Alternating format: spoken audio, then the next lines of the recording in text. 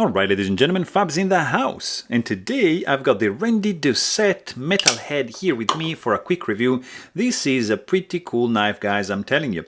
Made in Canada by Randy Doucette.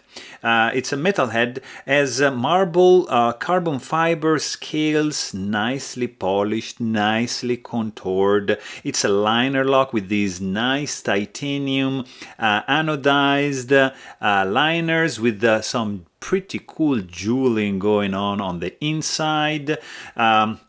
You have a nice titanium backspacer, Moku tie or Timascus pocket clip 3D milled going on. You have this pretty sick blade. Look at this hollow grind. This is Elmax steel with these holes that I'm not really a fan of. Pretty aggressive jimping, nice divot going on. Action like this. And guys, did you hear this sound? Oh, guys, there.